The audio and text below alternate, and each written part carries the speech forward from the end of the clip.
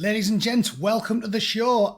Those of you that have been paying attention are well aware that I've always been anti-conspiracy theory, me. For the first few years when I had this channel, I was always saying, you can't just jump in feet first with some of these crazy ideas. Fast forward a couple of years, and conspiracy theorist at this point essentially seems to mean a bloke who reads the news a couple of months early. And that was the first thought that sprung to mind when I read this on the BBC News today. No pressure on MPs over assisted dying vote, says PM. Well, first things first, the PM is the biggest liar that we've ever had in charge of the country, and he was following Boris Johnson. But Keir Stormtrooper makes him look like a bastion of honesty and integrity. It's actually quite unbelievable. He's somehow made that fat, porridge-faced albino jellyfish seem decent and honest by comparison. And isn't it strange that this story's just coming up now, when it was a hot topic for the last couple of years? Because it seemed to be that the authoritarian globalist sociopaths running all of the Western world were a little bit in love with death. Just sort of gave that impression, didn't it? So I'm going to cover the story and some recent ones regarding our leader's obsession with shuffling healthy people off the mortal coil. Or, pulling a baby's head off and turning it into a meaty milkshake just because they can.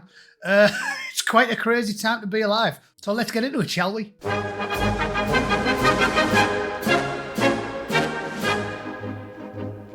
Righto, I didn't see this coming 20 miles away, did you? The Prime Minister insists there's going to be no pressure on MPs over assisted dying. Yeah, so the fact that he's said it means that's what's happening, doesn't it? If there wasn't going to be any pressure on them, he probably wouldn't have even mentioned it. But at this point, the fact that he's brought it up and there is now a BBC headline saying there's definitely going to be no pressure means that Keir Starmer will probably have 77th Brigade racking the politicians. He'll have a bloke with a sack over his head, tied to a bench with the secret police burning the soles of his feet with an iron bar. Kind of what happens to you if you get pulled over for speeding in Middlesbrough. The Prime Minister has said he will not pressure Labour MPs over their votes on whether to legalise assisted dying, which means, of course, he definitely will. Cabinet ministers are increasingly divided in public over the issue, which will be voted on in the House of Commons at the end of the week. MPs are being granted a free vote, which means their parties are not telling them how to vote. Of course they aren't. Right, so I'm calling this right now, obviously, because those of you that pay attention have been following what's going on in the rest of Europe and in Canada with Justin Trudeau's despotic regime, and you know what's coming. This will pass by a landslide. I don't even need to talk about it anymore. Because if Keir Starmer says it isn't happening, it's definitely happening. Shall I read more? In fact, no, let's not bother. They're going to try and make out as if this is going to be up for debate, as if there's going to be a rigorous discussion about it. It's passing. You heard it here first. All right, let's just look at some other stories that are related to it, shall we? Instead of just wasting our time with the BBC trying to pretend that there's going to be a debate when it's a foregone conclusion. All right, I might as well read you the team sheets for Manchester City versus Accrington Stanley. It's pointless, okay? We'll just look at some related stories instead, shall we? Here's a good one from the middle of October. Some healthcare workers in Canada grappling with patients requesting euthanasia. A homeless man refusing long-term care. A woman with severe obesity. An injured worker given meagre government assistance. And grieving widows. All of them requested to be killed under Canada's euthanasia system. And each sparked private debate among doctors and nurses struggling with the ethics of one of the world's most permissive laws on the practice, according to an Associated Press investigation. Again, those of you that watch YouTube are well aware of this. You knew this was coming. The conspiracy theorists were banging this drum years ago, telling you that the lunatics that run the world, Klaus Schwab, you will own nothing and you will be happy. They've been saying this for years. There's too many people. We need to get rid of a few billion of them. And obviously they're not going to lead with themselves, are they? They're not going to voluntarily throw themselves in the wood chipper. So who does that leave? If it's not them, it's, it's you. As Canada pushes to expand euthanasia and more countries move to legalise it, healthcare workers are grappling with requests from people whose pain might be alleviated by money, adequate housing or social connections. And internal data obtained exclusively by AP from Canada's most populous province suggests a significant number of people euthanized when they're in unmanageable pain but not about to die live in Ontario's poorest and most deprived areas.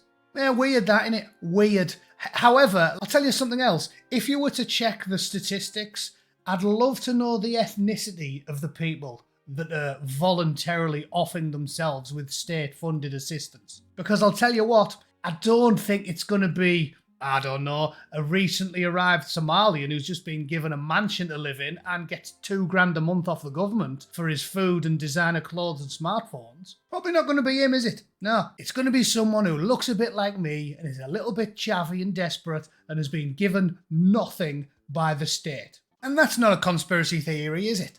That the state is selectively choosing who they assist by ethnicity, because we all know those numbers. I've covered them half a dozen times myself. Here's one we can look at. This is an old one from the BBC. Poor white pupils are falling behind every step of the way. Only 18% of white British pupils on free school meals, so that's the poorest people in society, achieve grade 5 in English and maths, compared to 23% for the average. And for university entry, only 16% of white British pupils on free meals get places, compared with 59% of black African pupils, 59% of Bangladeshi pupils. 16 compared to 59. Not a small piece of evidence, that, is it? The state are selecting who they help, who they direct funds towards, by ethnicity. And if you look like me, you ain't getting a hand.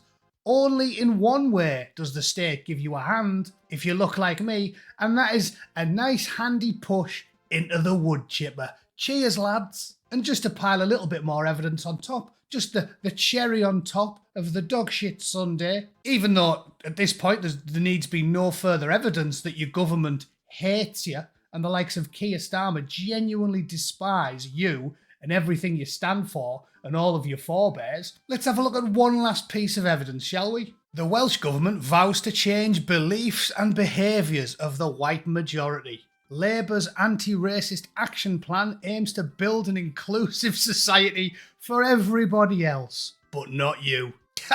Honestly, you would think I was making this stuff up. That I promise you, I didn't make this on Photoshop. This is on the Telegraph. I'll put the link in the description. This is real news. There she is, grinning, man-faced sociopath.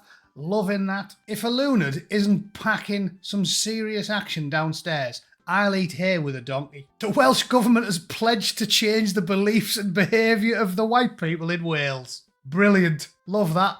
They have to make all aspects of public life inclusive, and this potentially includes destroying statues of old white men. Yeah, destroying statues, iconoclasm. You know what that is? That's ISIS with tits. That's what that is. Brilliant. So, I don't want to ramble. I've got to go to work. But I'll sum up succinctly, shall I? Let's have a look. The local inhabitants get denied money, housing and services and education by the government, which makes them miserable. The government uses the likes of 77th Brigade, which is military intelligence, to brainwash the population into accepting it meekly so they don't kick off about it. And the ones that do kick off about it, you know, on postings on Facebook, you give them very, very harsh sentences, or you send them down for 2.5 years for stickering, whilst obviously releasing all the murderers and the pedos and everything. The government then pitches in to demoralise you further, just in case you're thinking about not topping yourself. They'll just tell you you're evil and smash all your statues. And it's ironic that it starts in Wales, because of all the home nations, I think there's only one that has a lot in common with all of the members of ISIS, and that's obviously the ones who also shag sheep. All right, and then finally, the Prime Minister pushes all of his ministers into driving through a new law which makes it easier than ever to get rid of all those demoralised people, while simultaneously importing their replacements. And that explains why the population's now cresting to 70 million and immigration is the highest it's ever been. So, have I summed up? Do you think that's a nice, succinct way of telling you about the latest conspiracy theory that all the wackos were talking about and now appears to be coming true to the letter? Let me know in the comments. I mean, if you think I'm just crazy, even though this staggered drunkenly over the hill about 4 years ago when Klaus told us all what his plan was and they all harped on and on and on about getting the population down. Are the pieces fitting into place yet? Right? And as I said, 5 years ago, I was firmly on the, oh no, you don't believe those wacky theories that people have. Roll on November 2024, and I'm on board with all of them. All of them. And don't make me get into the other ones about that Moroccan boxer who's definitely got 8 inches on the slack, or Michelle Obama having forearms like Popeye. That's a bit weird, isn't it? Don't start me on those ones. Because the world's gone mad. Up is down, left is right, and everything you get told by the mainstream media and the powers that be is false. That's my opinion at this point, and I think I've arrived at it slowly and circumspectly via the medium of lots of undeniable evidence and my own eyeballs. Okay, if you think it's not happening, please explain to me why all of these puzzle pieces so neatly align, alright? If Klaus has his way, by 2026 you'll be lining up to fling yourselves off the white cliffs of Dover, won't you? Which is why it's important to do what I do and laugh grimly at all of the madness. I'm not doing it. It doesn't matter what they do to me. I will exist off rainwater and paste purely out of spite. All I want to exist to do is outlive Owen Jones. So what I suggest you all do is copy the Bootneck philosophy, gallows humour, grim stoicism, and fury. I'm just here to outlive my enemies. That's pick a nemesis and make it your life's mission to laugh as the world burns and outlive them. Okay, that's my advice to you. Please don't fling yourselves into the state-funded wood chippers. And I'll see you all tomorrow. All right, thanks for tuning in. Toodle pip. Cheers.